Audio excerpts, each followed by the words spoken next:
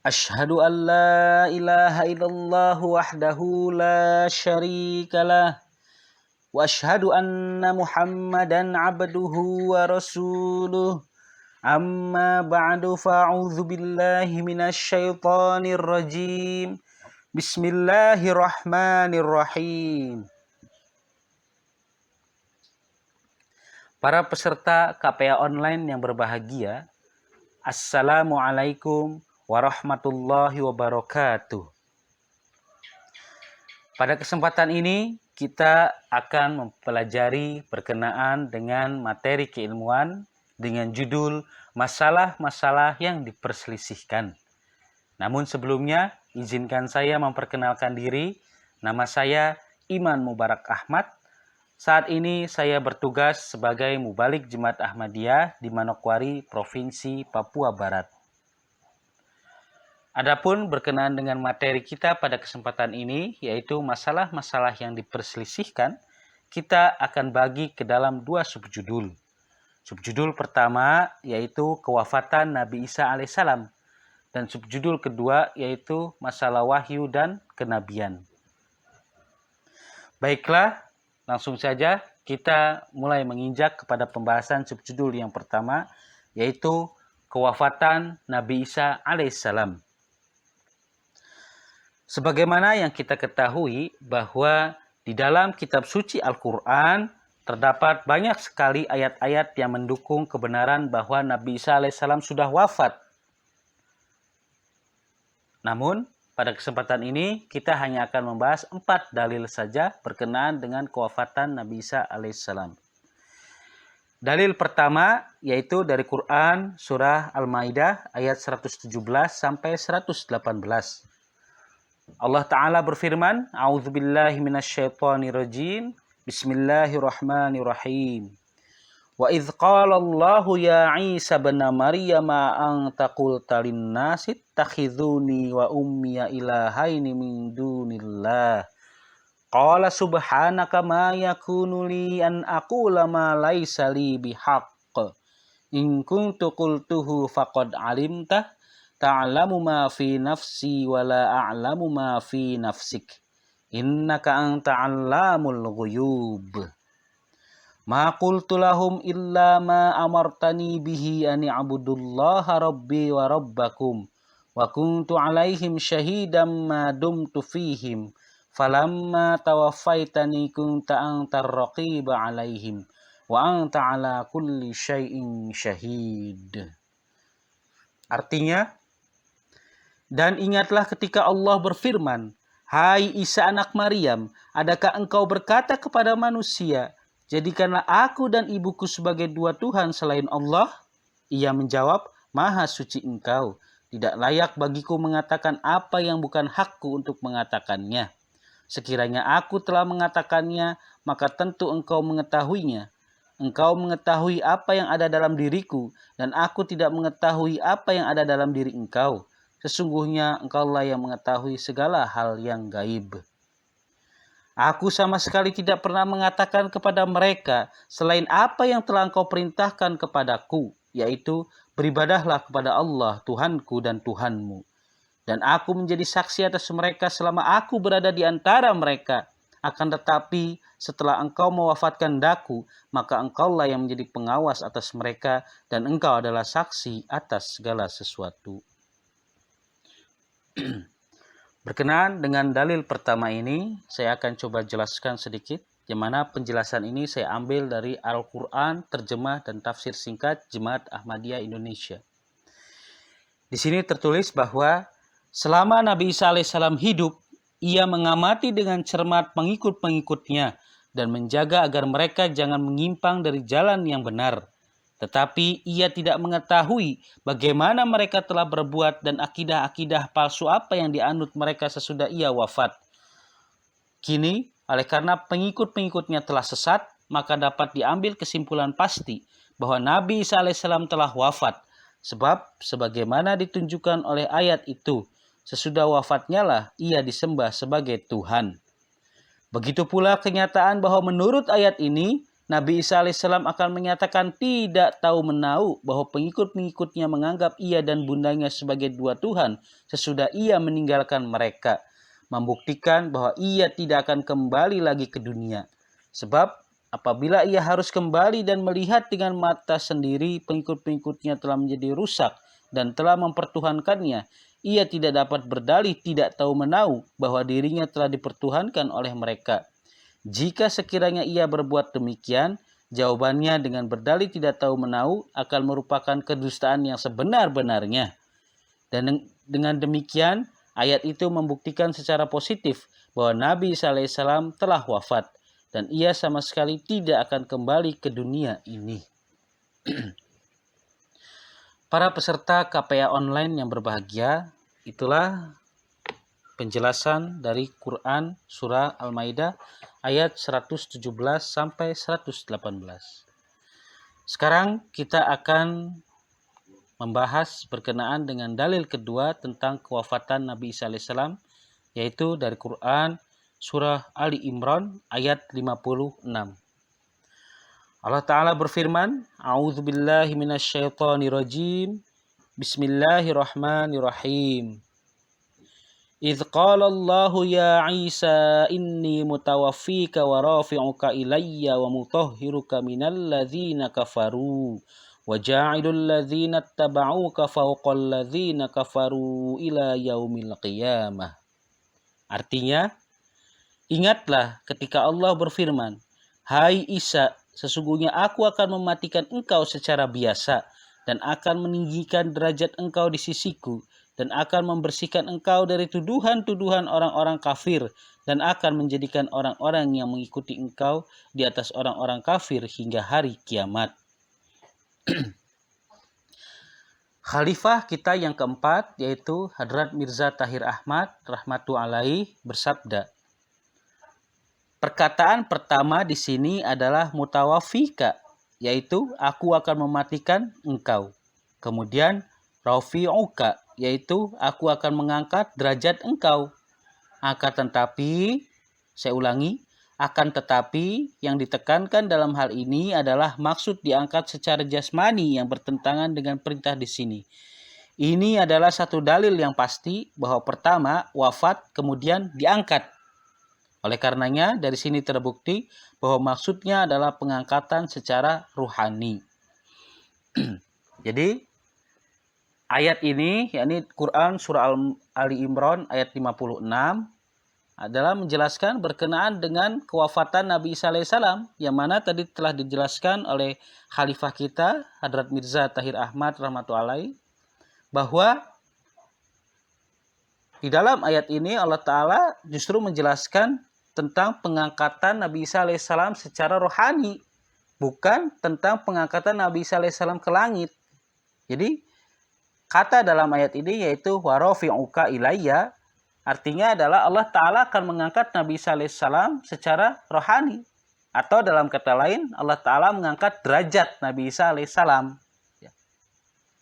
Akan tapi sebelum kata tersebut terdapat kata bahwa Allah Ta'ala akan mewafatkan engkau, yaitu dengan kata-kata inni mutawaffika. Sesungguhnya aku, yaitu Allah Ta'ala akan mewafatkan Nabi Isa alaihissalam secara wajar, secara biasa.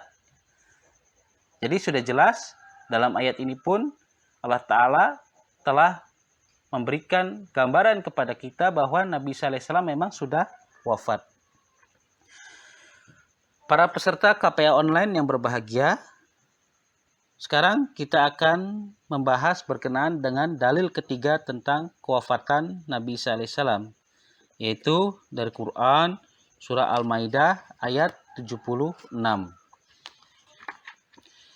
Di mana Allah Ta'ala berfirman, A'udzubillahi minasyaitonirrajim, Bismillahirrahmanirrahim. Mal masihu ibnu Maryam illa rasul, qad khalat min qablihir rusul. Wa ummuhu siddiqah kana ya'kulanit ta'am. Artinya, Al-Masih ibnu Maryam itu tidak lain hanyalah seorang rasul. Sungguh telah berlalu rasul-rasul sebelumnya. Dan ibunya adalah seorang yang benar. Mereka kedua-duanya biasa makan makanan.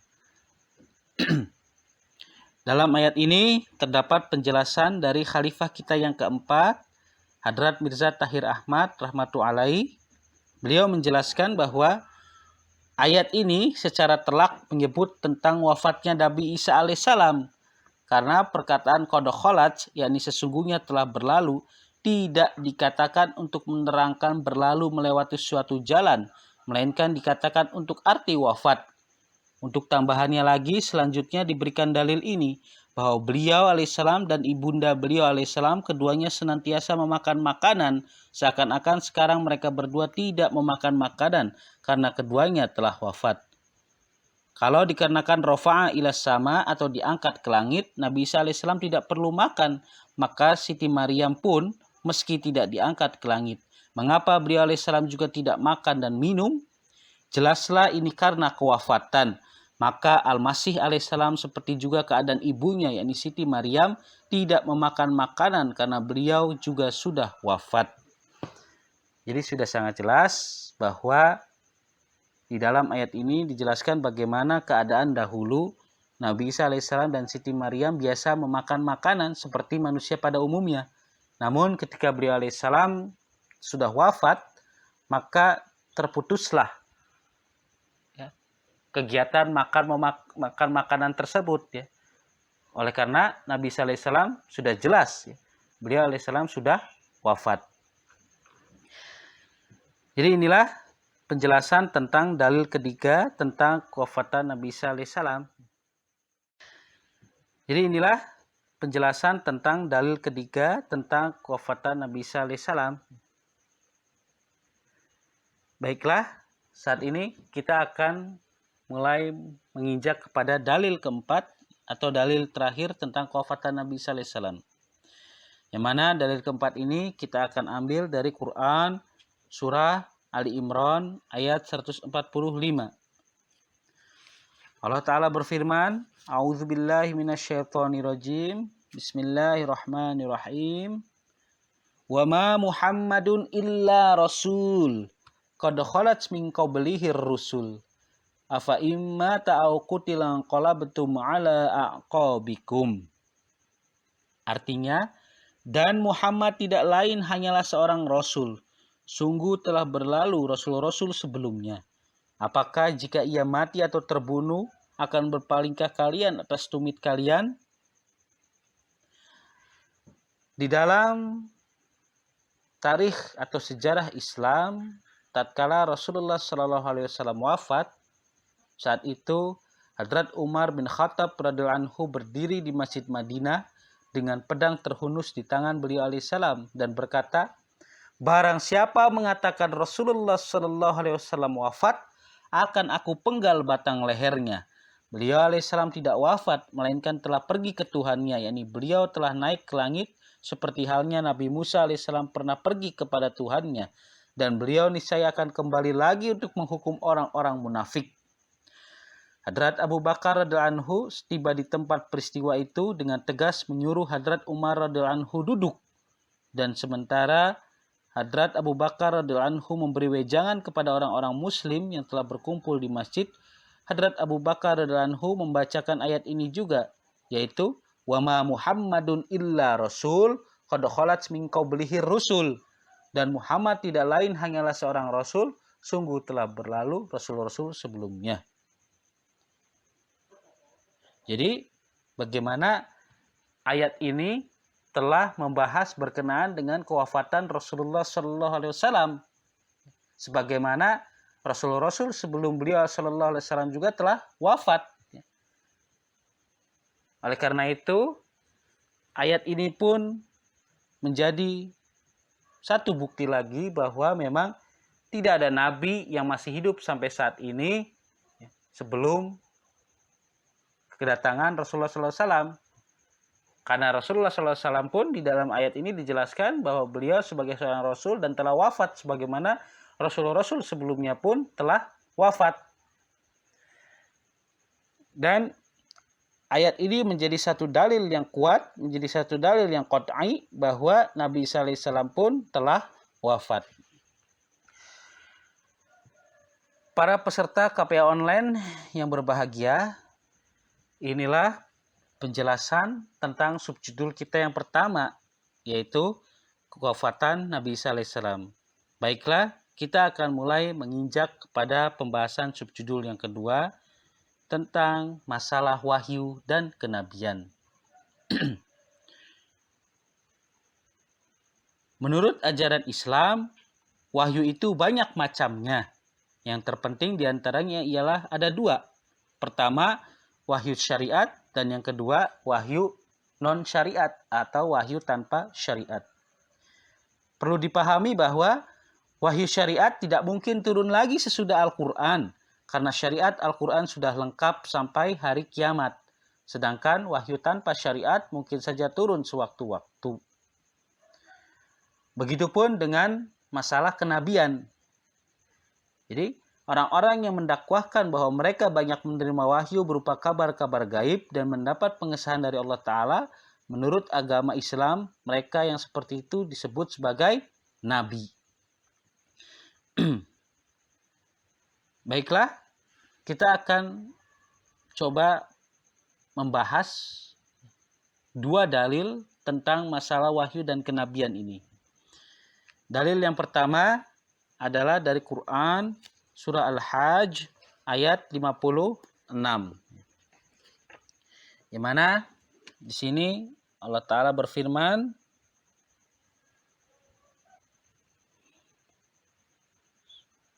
saya ulangi bahwa dalil pertama ini adalah dari Quran surah Al-Hajj ayat 76. Allah Ta'ala berfirman, A'udzubillahi minasyaitonirrajim, Bismillahirrahmanirrahim. Allahu yastofi minal malaikati rusulau wa minan nas. Artinya, Allah memilih utusan-utusan dari malaikat dan dari manusia. Di ayat ini diterangkan suatu sunnatullah atau sunnah Allah Ta'ala sebagai kaidah umum yang tidak dapat dibatalkan, yaitu bahwa Allah Subhanahu wa Ta'ala selalu mengutus Rasulnya dari antara para malaikat dan manusia. Jadi, di kalangan Gair Ahmadi terdapat keyakinan bahwa sesudah Nabi Muhammad SAW wafat, maka tidak ada nabi lagi. Baik itu nabi yang membawa syariat ataupun nabi yang tidak membawa syariat. Padahal, di kalangan orang Gair Ahmadi pun terdapat keyakinan bahwa sebagaimana Rasulullah SAW telah menjanjikan bahwa Nabi Isa alaihissalam akan datang lagi ke dunia di akhir zaman. Jadi ini adalah dua persoalan yang saling bertentangan. Di satu sisi mereka meyakini tidak ada Nabi lagi, tapi di sisi lain mereka meyakini Nabi Isa alaihissalam akan datang. Oleh karena itu, ayat inilah yang menjadi penengah. Ayat inilah yang akan menjadi dalil yang qat'i, dalil yang kuat bahwa memang pintu kenabian ini masih terbuka. Tapi perlu diingat bahwa pintu kenabian yang dimaksud adalah pintu kenabian yang tidak membawa syariat baru atau tidak membawa ajaran agama baru. Oleh karena, sebagaimana kita ketahui, Nabi Muhammad SAW adalah Nabi terakhir yang membawa syariat atau Nabi terakhir yang membawa ajaran agama. Dan agama Islam ini sudah sangat sempurna. Ya. Tetapi perlu dipahami bahwa sebagaimana beliau SAW pun menjanjikan bahwa Nabi Isa alaihissalam akan datang ke dunia di akhir zaman, maka pintu kenabian akan tetap terbuka. Tapi bukan kenabian yang membawa syariat, melainkan kenabian yang tidak membawa syariat. Atau dalam kata lain, Nabi yang akan datang ini yaitu Nabi Isa alaihissalam adalah Nabi penerus syariat Nabi Muhammad SAW. Jadi sudah sangat jelas sesuai dengan ayat ini bahwa Allah senantiasa memilih Rasul-Rasulnya dari antara para malaikat dan dari antara manusia. Jadi sempurnalah janji dari Rasulullah SAW bahwa Nabi Isa akan datang ke dunia ini pada akhir zaman, yaitu dengan diutusnya Hadrat Mirza Ghulam Ahmad alaihissalam, pendiri Jemaat Ahmadiyah sebagai Imam Mahdi atau Nabi Isa yang dijanjikan. Jadi beliau alaihissalam, ini Hadrat Mirza Ghulam Ahmad alaihissalam ini adalah berpangkat sebagai Nabi dan Rasul yang tidak membawa syariat. Justru beliau alaihissalam datang ke dunia ini untuk meneruskan syariat Nabi Muhammad SAW. Baiklah, kita akan mulai membahas berkenaan dengan dalil kedua tentang masalah wahyu dan kenabian. Allah Ta'ala berfirman di dalam Quran surah Ali Imran ayat 180. A'udzubillahi minasyaitonirrajim. Bismillahirrahmanirrahim. Ma kana Allahu liyadharal mu'minina 'ala ma antum 'alaihi hatta yamizal khabitha minat thayyib. Wa ma kana Allahu liyutli'akum 'alal ghaibi walakinnallaha yajtabi mir rusulihi may yasha. Fa aminu billahi wa rusulihi. Artinya, Allah tidak akan membiarkan orang-orang mukmin di dalam keadaan yang kamu ada padanya sebelum Dia pisahkan yang buruk daripada yang baik, dan Allah tidak akan memberitahukan yang gaib kepadamu. Akan tetapi Allah memilih di antara Rasul-Rasulnya siapa yang Dia kehendaki. Maka berimanlah kamu kepada Allah dan Rasul-Rasulnya. Para peserta KPA online yang berbahagia, di dalam ayat ini dijelaskan berkenaan dengan tugas seorang Rasul, yang mana tugas seorang Rasul ini telah diperintahkan oleh Allah Ta'ala untuk memisahkan yang buruk dari yang baik. Jadi jika pintu kenabian ini sudah tertutup, maka bagaimana umat di akhir zaman ini bisa membedakan yang baik dengan yang buruk? Oleh karena itu, perlu datangnya seorang nabi, perlu datangnya seorang rasul yang tidak membawa syariat, yang justru akan membimbing umat manusia, khususnya umat Islam, untuk sama-sama menjalankan perintah Allah Ta'ala, untuk sama-sama menjauhi larangan Allah Ta'ala, dan juga melaksanakan sunnah-sunnah dari Nabi kita Muhammad SAW. Dan di dalam ayat ini terdapat kata-kata yadzaro, yamiza, yutli'a, dan yajtabi, yang dalam bahasa Arab ini ada dalam bentuk fi'il mudhari, yaitu menggambarkan penggunaan masa sekarang dan masa yang akan datang. Jadi maksud ayat ini ialah jelas bahwa Allah Ta'ala senantiasa akan mengirimkan utusan-utusannya atau rasul-rasulnya untuk memisahkan perkara-perkara yang baik dari yang buruk, dan untuk memberitahukan tentang kabar-kabar gaib. Oleh karena itu, sekali lagi saya jelaskan di sini bahwa dengan karunia Allah Ta'ala saat ini kita telah menyaksikan sempurnanya janji dari Allah Ta'ala dan Rasulullah SAW, yaitu dengan diutusnya Hadrat Mirza Ghulam Ahmad alaihissalam, pendiri Jemaat Ahmadiyah, sebagai Imam Mahdi dan Al-Masih yang dijanjikan atau Masih Ma'ud, yang mana beliau alaihissalam ini sebagai Nabi ataupun Rasul yang tidak membawa syariat, dan beliau alaihissalam diutus untuk meneruskan misi suci perjuangan Nabi Muhammad SAW, atau beliau alaihissalam ini diutus untuk meneruskan syariat Nabi Muhammad SAW. Dan dengan diutusnya beliau alaihissalam ke dunia pada akhir zaman ini, beliau alaihissalam berupaya untuk memisahkan antara hal yang baik dengan yang buruk, sehingga kita menjadi orang-orang yang selamat baik di dunia ini dan di akhirat kelak.